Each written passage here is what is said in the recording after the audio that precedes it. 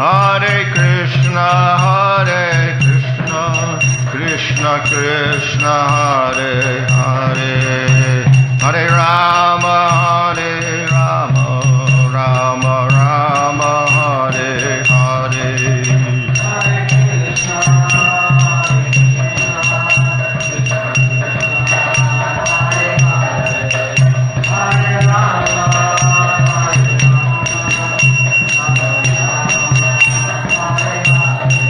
Hare Krishna, Krishna Krishna, Hare Hare, Hare Rama, Rama Rama, Hare Hare.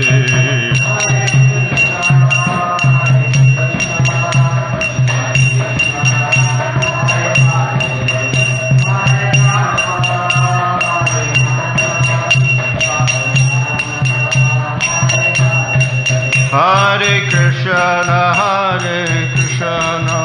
Krishna Krishna, Hare Hare, Hare Rama, Rama Rama, Hare Hare.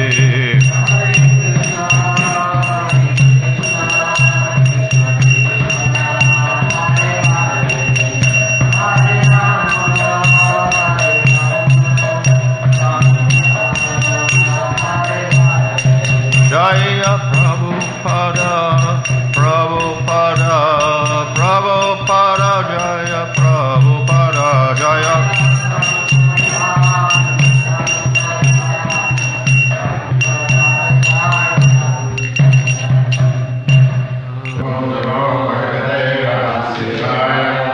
Om Namo Bhagavate Vasudevaya. Om Namo Bhagavate Vasudevaya. Nama Om Vishnupadaya Krishna Prashnaya Bhutale Srimate Bhaktivedanta Swami Niti Namane Namaste Saraswati Deve Gauravani Prachadane Nirvashesha Shunyavadi Paschachadesha Tadane Shri Krishna Chaitanya Prabhu Nityananda Sri Advaita Gadadhar Shivasati Gaur Bhaktivinoda Hare Krishna, Krishna Krishna, Hare Hare, Hare Rama, Rama Rama, Hare Hare. Reading from Srimad Bhagavatam, Canto 1, Chapter 18, verse 48. Tiraskrita Vipralabdha Sapta Chitta Hata Api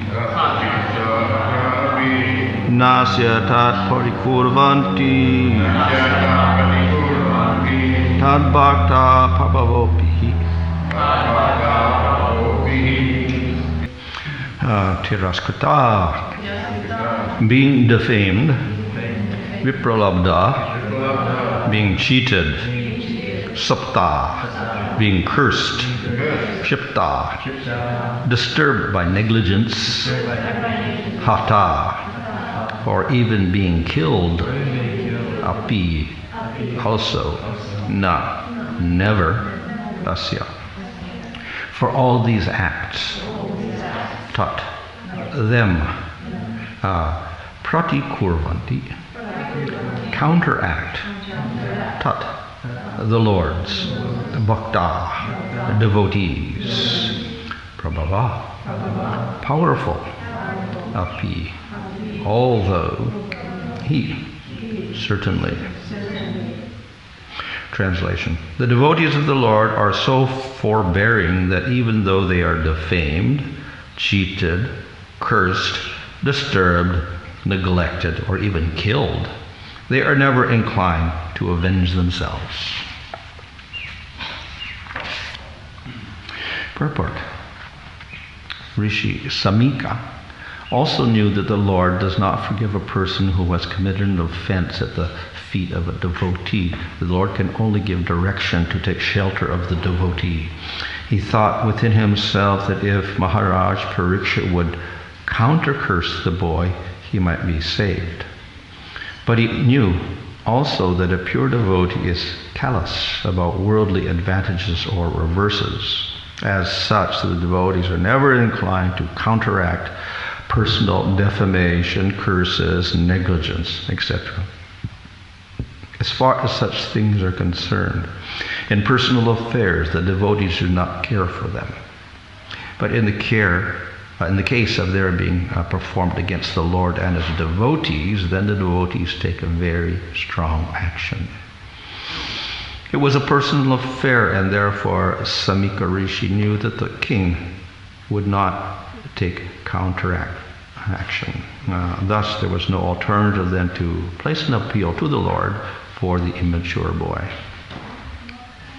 It is not that only the Brahmanas are powerful enough to award curses or blessings upon subordinates. The devotee of the Lord, even though he may not be a Brahmana, is more powerful than a Brahmana. But a powerful devotee never misuses the power for personal benefit. Whatever power the devotee may have is always utilized in service toward the Lord and his devotees only.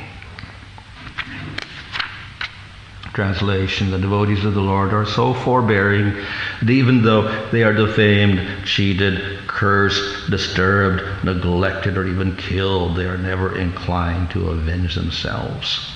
So this again is the sage speaking, considering the plea he has made to the Supreme Lord. He is defending that here by saying that the devotees themselves won't take any action. They won't counter curse or whatever. So here the word pratikurvanti is used, which means they don't act opposite. They don't try to counteract. So if there is a curse, they don't counter curse. If they are disrespected, they don't disrespect and return an insult. If they are criticized, they don't criticize in return. If they get cheated, they don't cheat in return. So they don't, Prabhupada says here, they don't avenge themselves. So they don't take revenge. They don't counteract with a similar type of action. Which is, we can say, very reasonable in one sense, because why should we aggravate the situation by doing the same thing to the other person? If the other person is doing something wrong, then we counteract that with a similar type of activity. It is not a proper thing to do, particularly for the devotee. So it particularly mentions here the devotee or the devotees, to bhakta. The devotees of the Lord don't respond like other people would respond or act. So the son of the Brahmana cursed, he acted in one way. So Parikshit Maharaj would not act in the same way and curse back or take any compensatory measures or reactive measures against the son or the father. So this points out a quality of the devotee, which means that though he is capable of doing all of this, he could counteract, he could criticize and defend himself or whatever. He doesn't do so. So he has the capacity to do so. That's the word prabhava, which means power or capacity. So he can counteract, but he doesn't do so. So in the purport, Prabhupada mentions there, yes, the devotee can also curse, like a Brahmana has the power to curse due to his austerities and his knowledge, etc.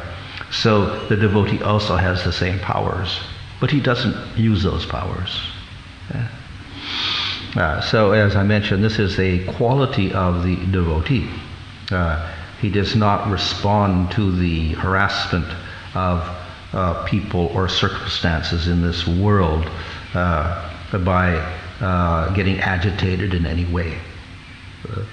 And we see that is wisely indicated for the devotees in Chaitanya Mahaprabhu's Shashastaka, where he says you should be more tolerant than a tree and humbler than a blade of grass, and don't expect any honor and give respect to all others.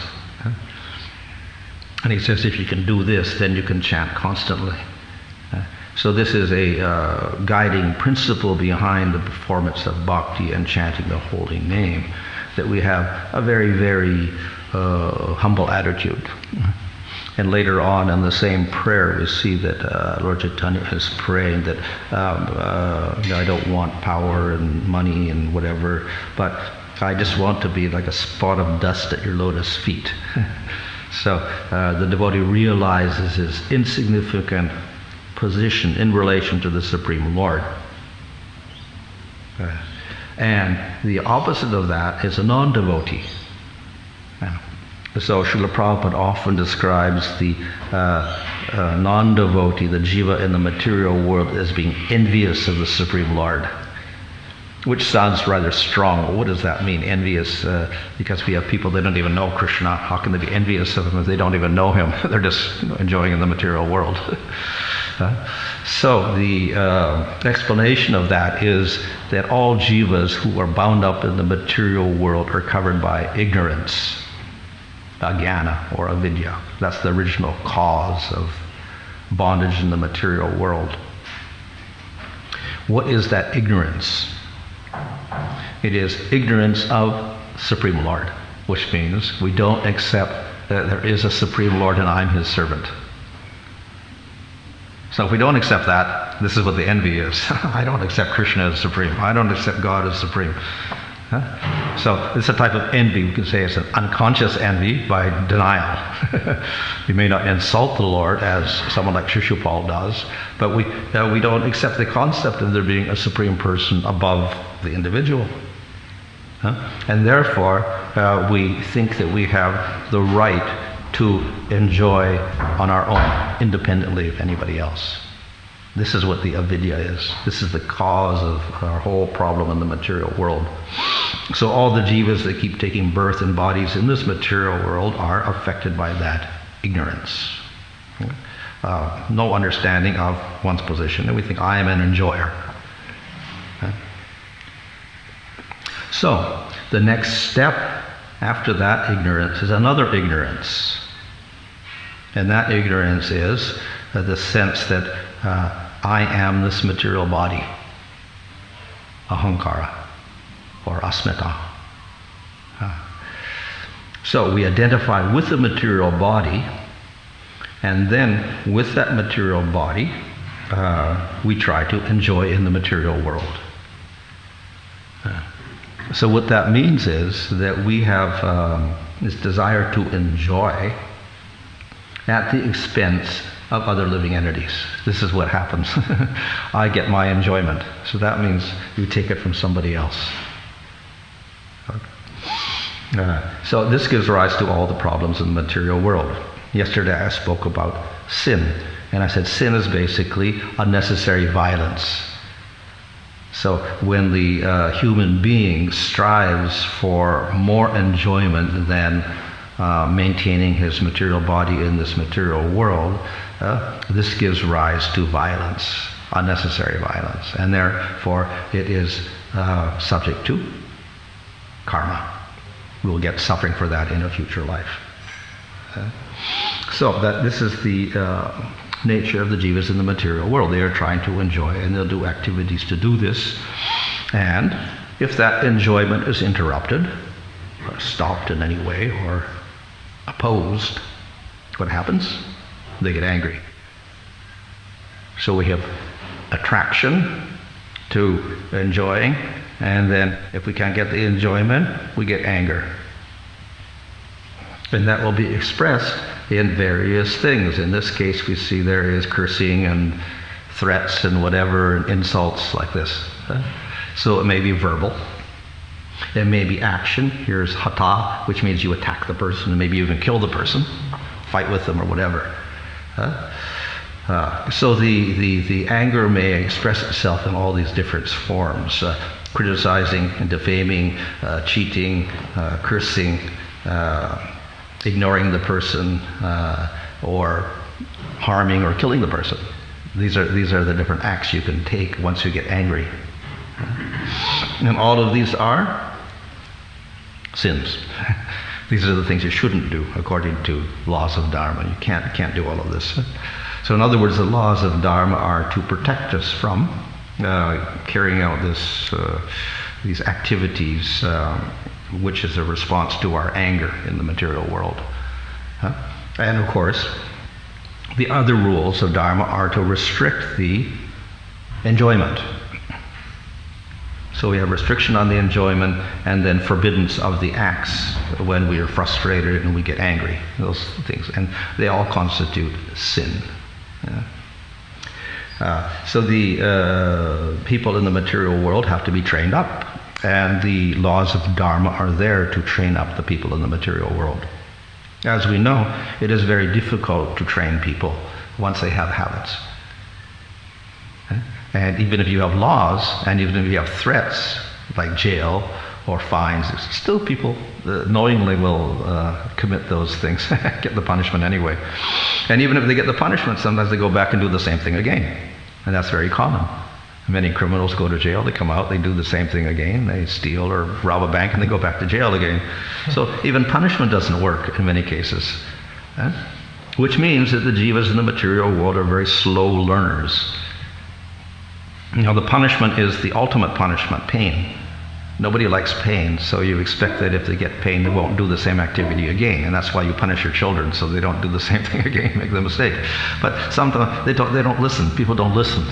So even if you have the big punishments, still they can do the activities. And then they'll get thrown in jail. Now, of course, often the hope is that nobody's going to catch me. Therefore, I'll do it. And, of course, you may not get caught. However, there is a way in which you get caught, and that is that Yamaraj catches you. Because he knows what's happening. Even if the state doesn't know or the police can't catch you, Yamaraj knows, because he's the witness of everything. He has witnesses like the day and the night and space and everything, the planets, everything is looking at you all the time. So therefore, you get caught. And you have to get your karma. You may get the karma in the form of hellish punishment, or you may get the karma in the form of suffering in your next body. But nevertheless, you have to get that punishment. Yeah. That's a long-term punishment for the jiva, but that's also defensible, because why can't we get the punishment this lifetime and learn from it right now? And as I said, the jivas don't learn, they're very slow learners, so therefore it takes place over many, many lifetimes, and after many, many punishments, then you learn a little bit. Even if you don't know the direct cause of why you're suffering now. After continued suffering in this world, then the jiva is, we could say, inspired by the miserable circumstances to seek a solution. So that's when they begin to improve. When they've suffered enough, then they make a choice to improve themselves. That is also recognized in the world. We have groups like Alcoholics Anonymous or something like that. And the psychology there is that, of course, you can't get cured unless you want to get cured. And usually you don't get that desire unless you've suffered enough. When you realize that this is the worst thing, I'm in the worst position, and I don't like this, and you make a decision to get out of it, then you can get cured. As long as you don't admit that, there's nothing going to happen.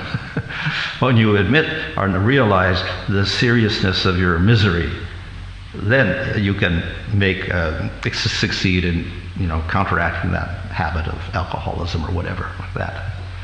So it's like that for karma in general. When you've got some sort of realization due to the suffering, then you can improve. This, of course, is the bad alternative for the hopeless people. Now others, they learn by observing and by hearing. So you get educated, and they'll tell you in school, you don't do this because you go to jail. So normal people just won't listen to that, and they won't go to jail because of that. So they won't commit the crime because they hear about the punishment. So that's a more intelligent person. But we do have human beings who are not at that level. They don't listen. And they can't see from the example of others.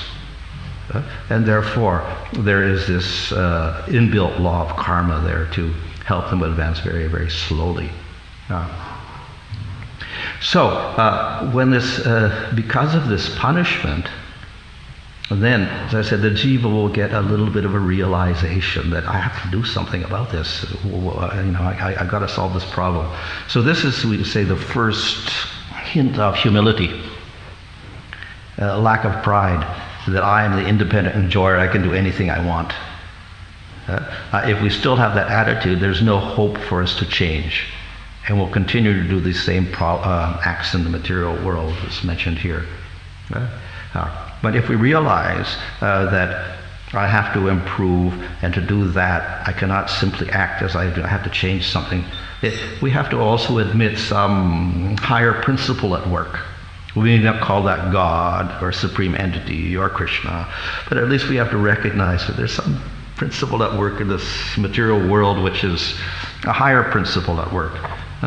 And therefore we should restrain our activities somehow or other, and if we do so, then we improve our situation. So in other words, we realize some higher wisdom or some higher laws at work also.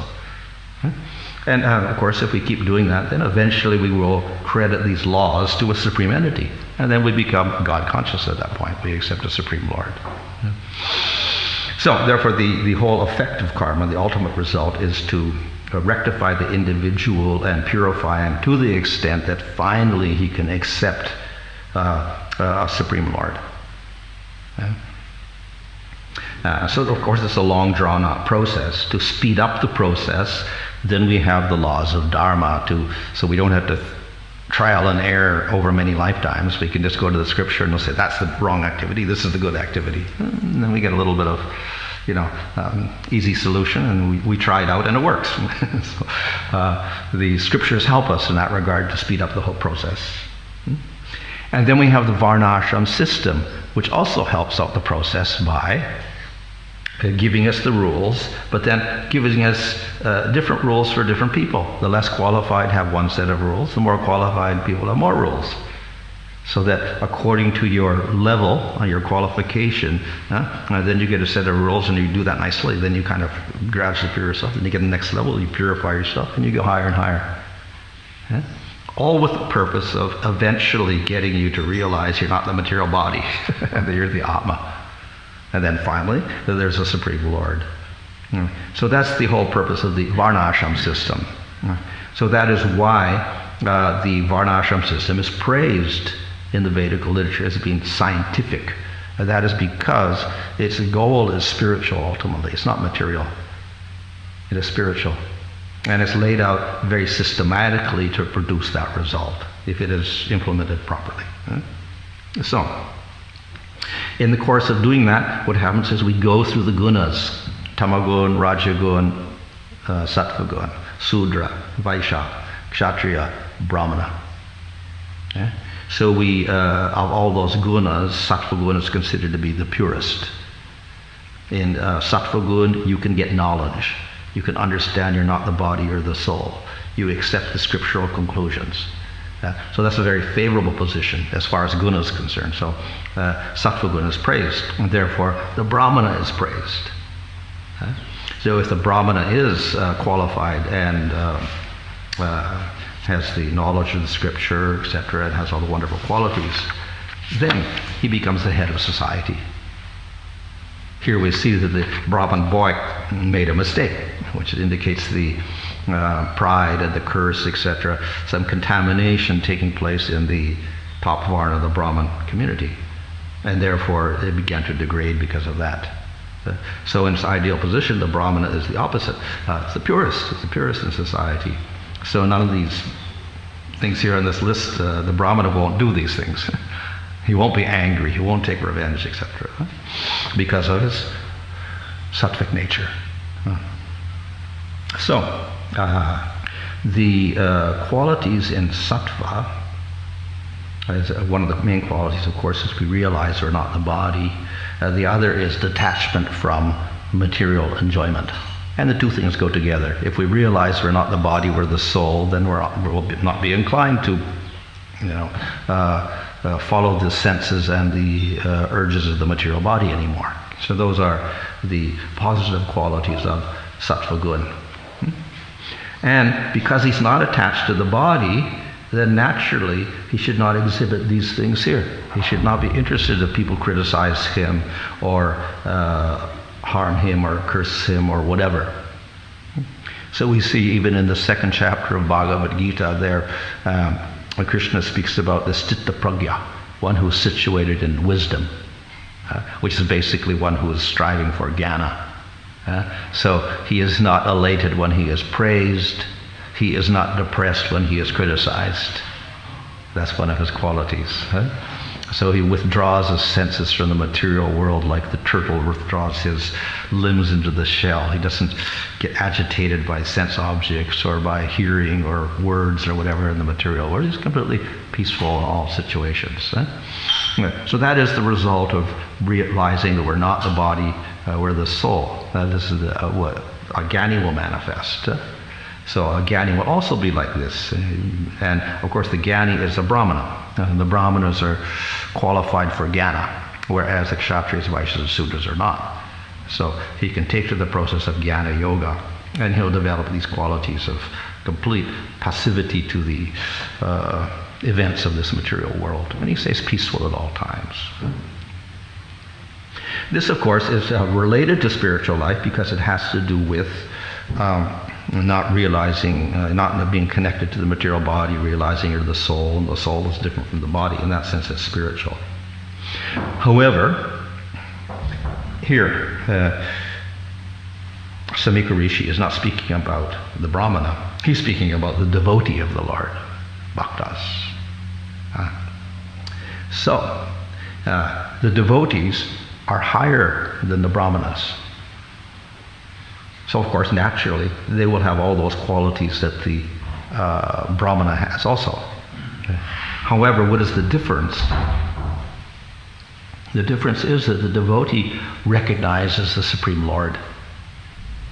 The jnani, to some extent, we can say, we can recognize the Lord also, but usually it would be the impersonal feature of the Lord.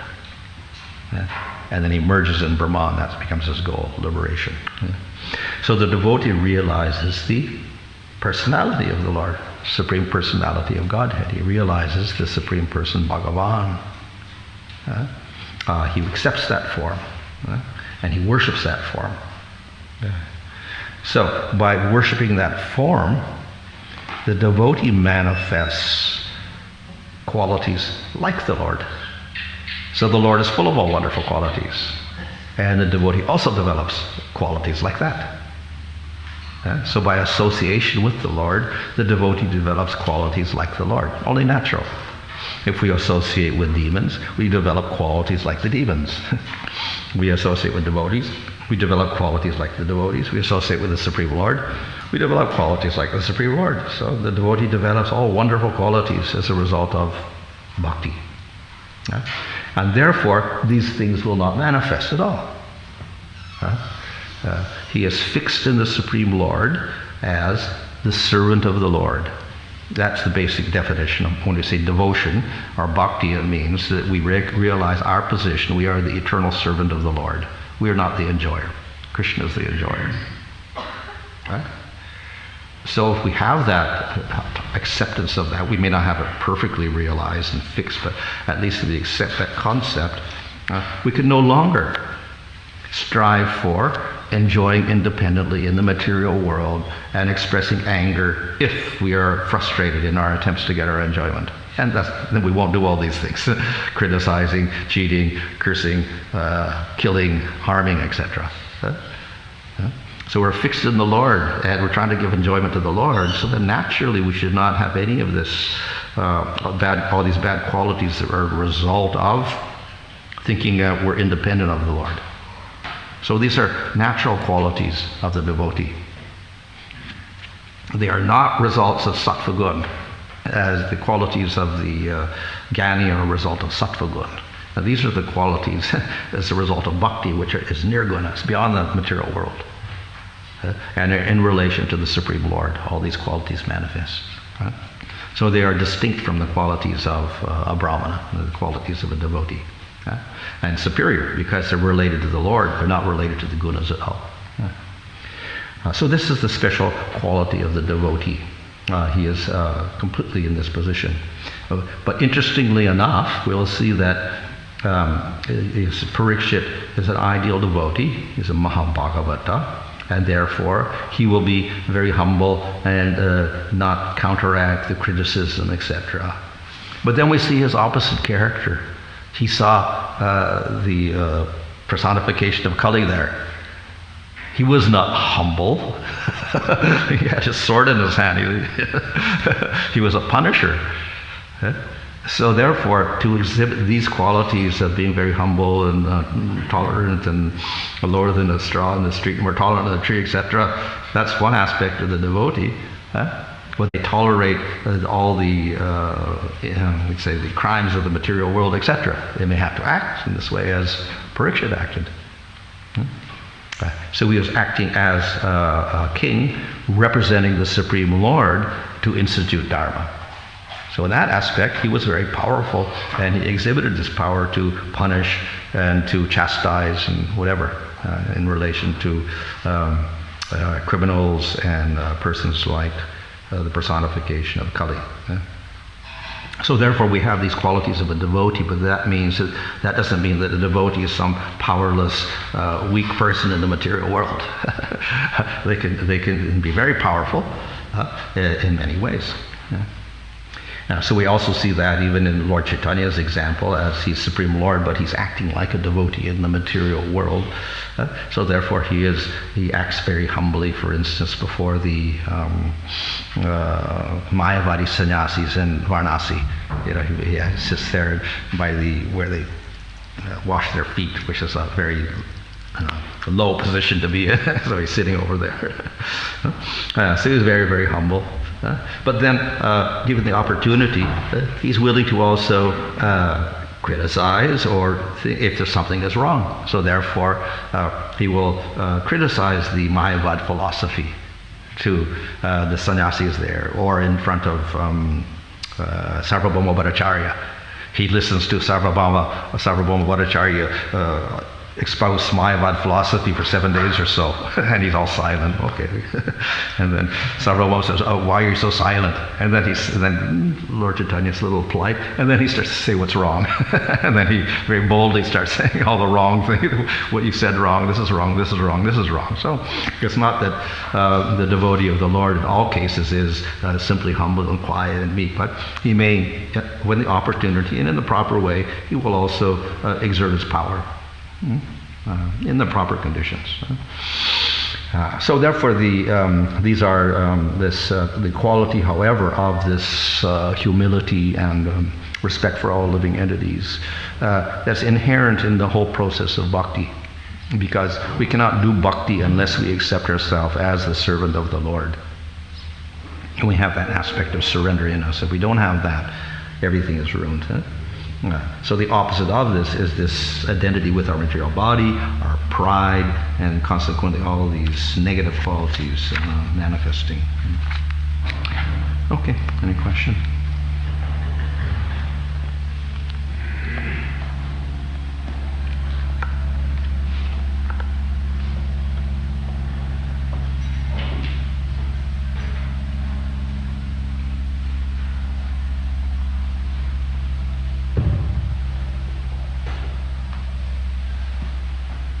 Reading a report the other day, Prabhupada said that it's not possible to implement the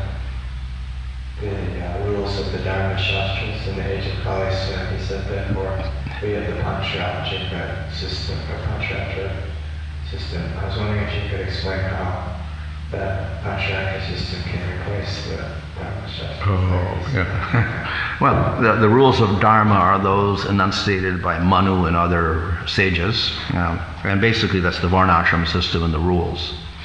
And of course, as I mentioned previously, it has to be a king there who is authorized as a descendant of Manu, authorized, qualified person to be the king. And then there's the rules. If you look at the rules nowadays, we'll be a little bit horrified by many of the rules. They're very strict. We see even in the Bible, the rules are very strict. Punishments are for the thief or whatever. They stone the people, or they cut off their hands or whatever like this. So we'll have similar rules in Manu Samhita also. One of the things I just remember was how to judge if a person is innocent or guilty. So they got the fire test. It's called the fire test.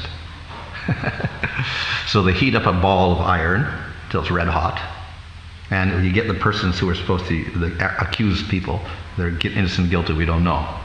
So they all get a chance to prove their innocence.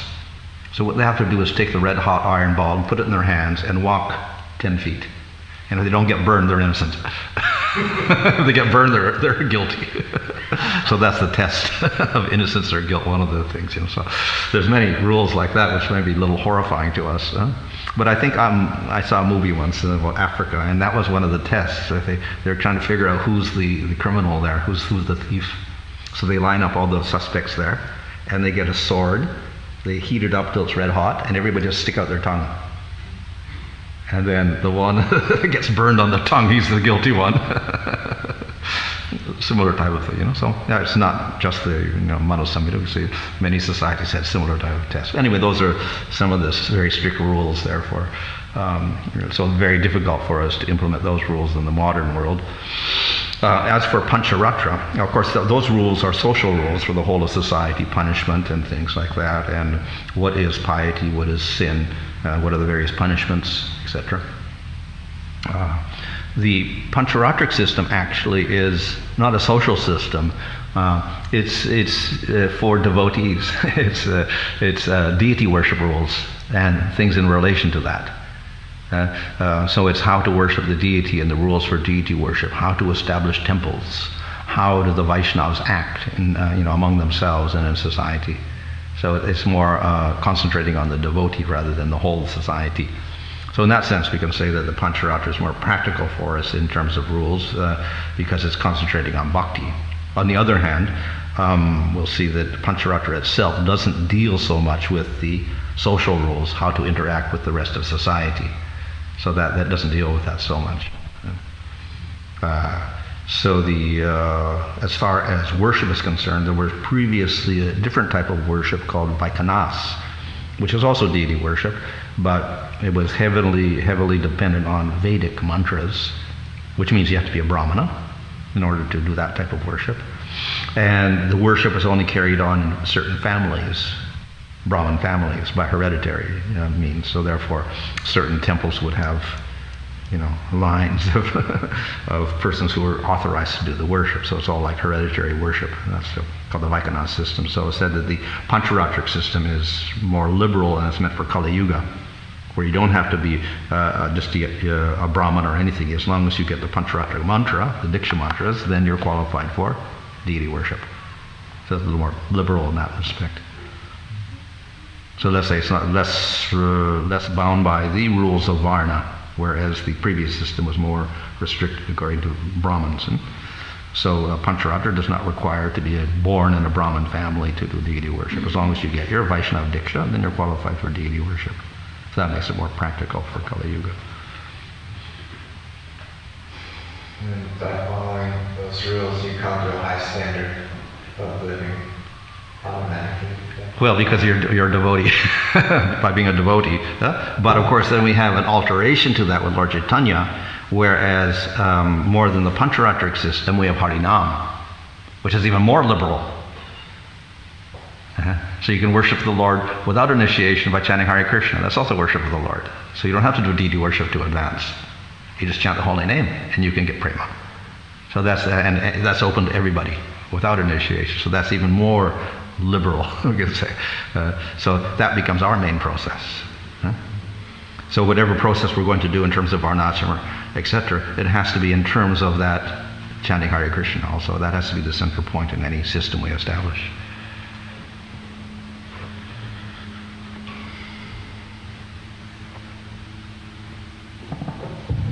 I was convinced that this verse was spoken by Srimad Swami, glorifying the fact that Sanika Rishi didn't get offended by anything that's No, Parikshit didn't get offended. But also the sage didn't get offended. No, he didn't get offended. He was offended. Yeah, he didn't get offended. He took it lightly when Parikshit did that, but the son got affected by it. So this verse was spoken by Sanika Rishi to his son? Not particularly to his son. He just spoke it when he was praying to the Lord. Okay, because he was talking about Maharaj Parikshit. Yeah, he won't counteract the curse because he is tolerant. In spite of the fact that he gets cursed or whatever, he won't, respond by making a counter curse. So because he doesn't present a counter curse, what can we do? So we have to pray to the Lord to forgive the boy. That's all. Because somehow I understood that Sutta Goswami was talking, he made an intervention there. So the sage was talking to the son or to God at the same time, and then Sutta Goswami says the fact that he's not reacting to us. So this is not Sutta Goswami talking, it's Samika Rishi. Well, he speaks the whole canto. She's speaking the whole canto. Yeah, no, this is Samika Rishi speaking. Okay. Yeah. So is there, I just have the impression that through the whole thing, even when Srila Prabhupada talks in the purport, he excludes the fact that Samika Rishi is also a bhakta.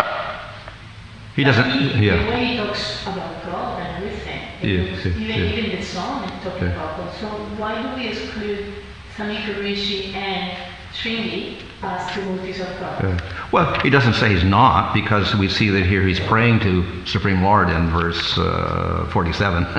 He's speaking about the Supreme Lord there, Bhagavan. So he accepts the Lord, so he is a devotee of sorts. No, he's not a devotee. And certainly he's much superior to his son, who was a little bit ignorant and inexperienced.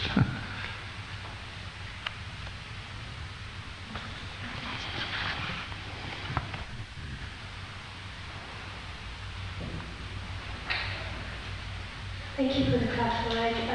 You mentioned in Lord Chaitanya's prayers that want to be more humble than the stool in the street and give all respects to others, not expecting any honor. And then we see that we want to be a speck of dust at the lotus feet of the Lord. So where does that we see these loving exchanges and this appreciation, so how does that come into play compared to not wanting any honor? Well, in relation to ourselves, we're humble in the blade of grass, etc. But as Prabhupada also mentions in the purport here, if the devotee sees that the Lord or the devotee gets offended by somebody, he does not remain quiet. So, in relation to other devotees, the devotee will act in one way. So he will not just be neutral to everybody, but he will respond to the devotees, welcome the devotees, try to satisfy the devotees. He'll be neutral to the people in the material world or avoid the demons, etc. So, in that respect, he has a certain type of conduct in relation to different types of people in the material world. But in relation to himself, then he is, and all the incidents that happen to him, then he is humble than a blade of grass, more tolerant than a tree, etc. He's not affected by the circumstances around him in terms of his devotional progress. He just has a relationship with Krishna, and everything else is insignificant because it has to do with the material body. In relation to that, my spiritual master, he says we all have certain needs, and he said we also have a need for appreciation. And I was reading also, Radhanath Swami said that once someone was appreciating him and said, oh, that was a good class, and he just says thank you. But when someone specifically says, when you said such and such and such, this helped me in this area of my life, then he said that actually encouraged him in his service, that appreciation. So it's something different from wanting honor, because it's encouraging us in our service. Yeah, and of course, if we're on a lower stage, then we can say that the appreciation will be more appreciated. If we're on the highest stage, we probably won't even hear it because it'll be so detached from what everyone says in the material world. So we're just involved with Krishna. So depending on our level of advancement, also we could say that the appreciation, accepting appreciation, would be lower devotees would be encouraged by that more, and lesser ones wouldn't be affected by it one way or the other. Okay, Hare Krishna.